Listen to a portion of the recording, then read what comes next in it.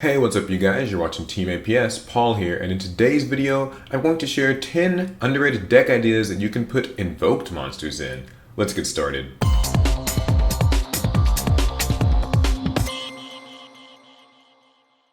So in case you've been living under a rock, Invoked Monsters, that is Alistair the Invoker and his fusion monster friends and a couple of spells and traps, these are actually mostly fan suggested. I just made a post on Facebook and Twitter and asked people, what ideas are you going to put Invoked Monsters with? Because in the meta, obviously, they've been used with Wind Witches and Artifacts, and there have been some Zodiac versions of this. And that's really all good and well, but we all know about that. What are decks that are just kind of fun, that might benefit? Maybe they'll be good, maybe they won't. That's what we're talking about today. So we're kicking off with Dark Magician Girls. Those are all of the Magician Girl monsters that came in the movie pack. That's apple, lemon, berry, chocolate, all of those. The cool part about these is that they're all different attributes, so you're actually able to easily summon any of the invoked monsters with any of your Magician Girl cards, so it's not like you're limited to a particular attribute. Plus, they're all spellcasters, just like Alistair is, so if you're using any generic spellcaster support cards in your deck, they actually would work with Alistair and your Magician Girls, and that's really cool. This is actually just one that a fan suggested, so it's not something I've really built necessarily. I do know the basics of how the Magician Girl archetype sort of works. It's when they get targeted for attacks and stuff like that, you're kind of able to weaken your opponent's monster and then bring out new ones. So it's sort of like a floaty strategy, and I think that being able to add some of the invoked monsters in there would help a lot. Second one is Volcanics. So this is a deck I actually kind of have forgotten about in recent years. It was big for a while, but yeah, Volcanic monsters, they've basically been about the same. It's really easy to nuke your opponent's board with Blaze Accelerator Reload and Scatter Shots. And it's a deck that actually a lot of people didn't like for a long time for that reason. Well, they're able to make the Fire Invoked monster. I forget its name exactly, Caligula or something like that.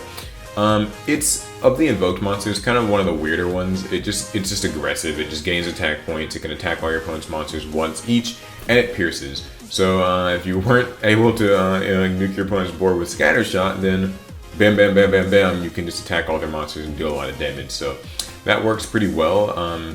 That is also another fan suggested one, so if you kind of get the idea here, it's whatever you want to put these in. So deck number 3 is Cyber Dragons, and it's actually important for two different reasons. The first is that Cyber Dragons are already a fusion-based deck, and that's important because Magical Meltdown, the field spell that searches Alistair, also has some secondary benefits. Anytime you use a card that would fusion summon, like a spell, that card can't be negated, and also when you fusion summon out your monster, your opponent can't activate cards in response to it, like say Bottomless Trap Hole.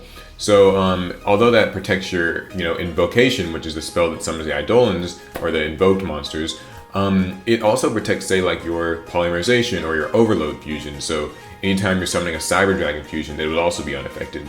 Now the second thing too is that Cyber Dragons are light monsters, and while all of the different invoked monsters have some really cool effects, the light monster Makaba is probably the most popular because it can negate spells, traps, and monster effects by discarding the matching type. So if your opponent activates a monster effect, you can negate it by discarding a monster from your hand. Same with spells, same with traps. That's huge.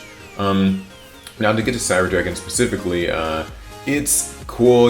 I'm not a huge Cyber Dragon fan, but one thing I do know about them is that they can summon Cyber Dragon Infinity. Now we know how strong Cyber Dragon Infinity is. Imagine it alongside, say, Invoked Makaba, which means twice the negation for your opponent to get around. I can only imagine the nightmares. And speaking of light fusion-based archetypes, next we've got Melodious, which are a little bit different than Cyber Dragons. They're a little bit more control-based. From what I kind of know offhand about Melodious monsters, is basically that they protect themselves either from being destroyed, from being targeted, from being attacked, things like that. That's sort of the gist of their archetype. Well, they do make fusion monsters, and their fusion monsters in particular just sort of ramp that all up, and they can also use cards like Archlord Christia is a really popular one in there.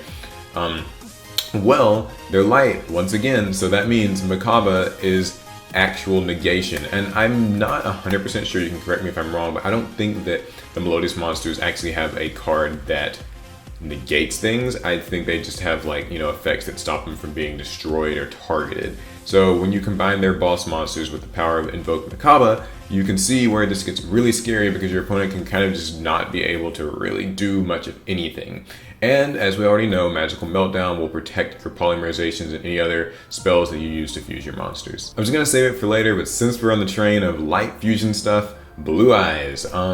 Blue Eyes White Dragon's one of my favorite decks. I've actually got it built. You guys know that. I've used it in lots of theme duels. I thought it would be really fun to mix them with Invoked Monsters because, as we've said a couple of times now, if you use, like, say, Polymerization in your Blue Eyes deck to make, Ultimate Dragon or something like that, it's protected. And also, all your Blue Eyes cards are light, so summoning Makaba is huge. And for Blue Eyes in particular, it's actually really good too because the Blue Eyes monsters don't generally have anything that can negate stuff. I mean, you can use like Galaxy Soldier to summon Cyber Dragon Infinity in your Blue Eyes deck, but if that's not your thing, then maybe you want to do that, but you can still run Makaba and it can still negate stuff. So either way, you've got a way to actually protect all of your big Blue Eyes monsters, and that is a huge deal in this deck. So yeah, just try it out in here too. Alright, going a bit left field for a second, we've got Kaijus. Now, Kaijus, we all know they're an engine or sort of a tech suite of cards or whatever that people use, and that's fine. Zodiac Kaijus are good, and a lot of decks just use Kaijus to out annoying cards from their opponent. But the Kaiju deck itself is actually totally fine. The actual cards like Kaiju Waterfront and stuff that search, great deck. It's one that I actually kind of built early on when it was released. I didn't get too interested in it, but it's a cool concept. Well, much like with the Magician Girls, all the Kaijus actually have different attributes. So that means that it's really easy for you to make whatever invoked monster you want at a given time. I mean, I guess within reason you don't have to search the Kaiju monster, but searching Kaijus isn't all too hard with interrupted slumber and things like that. So you can mix the Kaijus with invoked monsters and really kind of pin your opponent down. Plus, we know how strong Makaba is.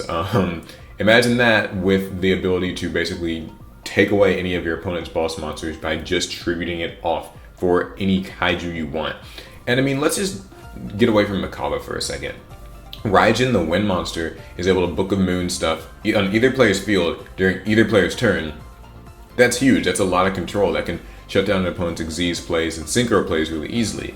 Also, Cosidus, the water one, it can't be targeted or destroyed by card effects, and it has like 2900 defense, and it can attack while it's in defense position.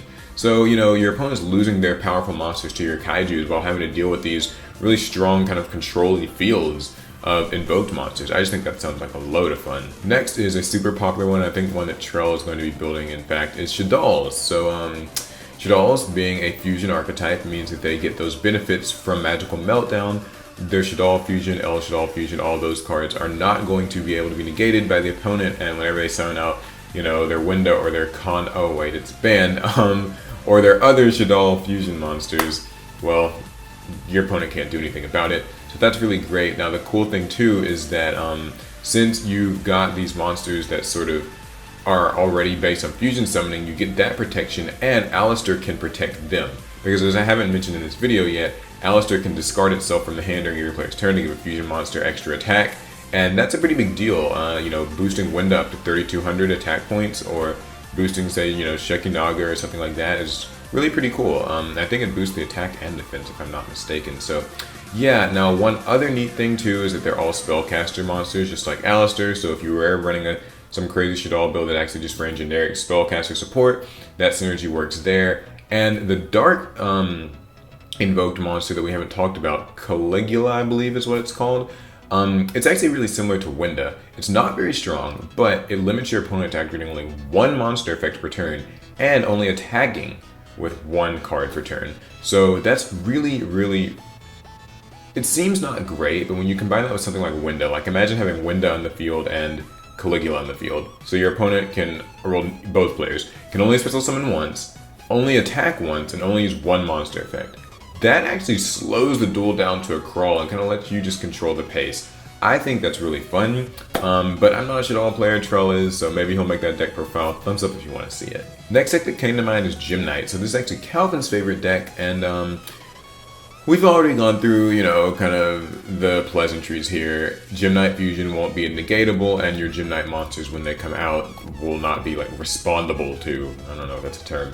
But yeah, also the thing is, though, Gym Knight monsters have a myriad of attributes, so you're able to summon a myriad of invoked monsters.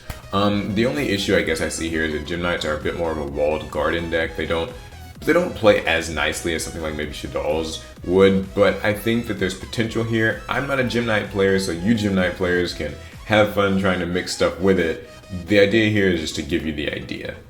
That sounded really weird. Next deck is Heroes, which is another fusion-based deck, although these days it's kind of just more seen as a mask change thing. But believe it or not, once upon a time, hero monsters actually fusion summoned. They didn't just use mask change. So, you know, your cards like Miracle Fusion and even like Parallel World Fusion or Polymerization, you know, the cards like, what is it, Blaze Man, they can search it, all those kinds of things, those actually still all work here. And heroes do have a myriad of attributes. If you wanted to, you could mix like the Dark Monster Caligula with something like, you know, maybe Dark Law, sure, why not, let's go there. And limit your opponent to basically only attacking with one thing, only getting one monster effect, having everything be banished, that's really strong. Or, you know, if you wanted to use Bubble Man, that's an easy way to summon, forgetting the water monster's name, Cositis, you know, and we already know he's a really strong defensive wall. You can mix Stratos, oh wait, that's banned. You can mix, is there a good wind monster alternative? Oh, I guess there's not, never mind, can't summon Raijin. No, but you can, there are some other wind alternatives. But yeah, there are a lot of ways that you can use this deck, and like I said, your fusion spells are protected, your fusion monsters on summon are protected. Good stuff. And last I've got Mermails. It's kind of just the water deck I threw on here because you guys know I kind of like it. You'll be able to summon Cositis really easily. Cositis being a powerful wall, untargetable and indestructible. So yeah, you know, nothing too special there, but if you wanted to, you could use like Book of the Law and turn it into Makava, something like that would probably be the preferred monster of choice. Yeah, I actually think that it's just one of those ones that kind of segues into my final point, which is any deck can use these cards. There's no real reason you can't like put Invoked in whatever deck you want, whether it's a mix of, you know, attributes or just a single attribute, it can work. And I think that that's the biggest takeaway from this video. So I want to know from you guys, what different deck ideas do you want to mix Invoked monsters in? What are you experimenting with? What are you trying? It can work in anything.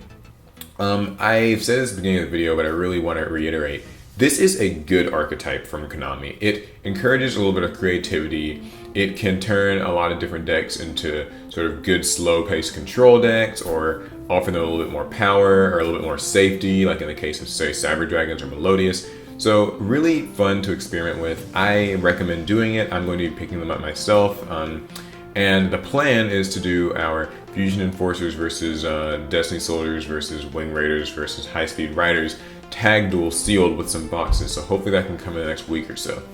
Alright, that's going to be it for the video. Check out TCG Player, my sponsor. All that information is down in the description. And I will be announcing the winner of the Raging Tempest box giveaway that you can still enter. I'll be announcing the winner that soon. Check me out on social media, and I will catch you guys in the next one. Later.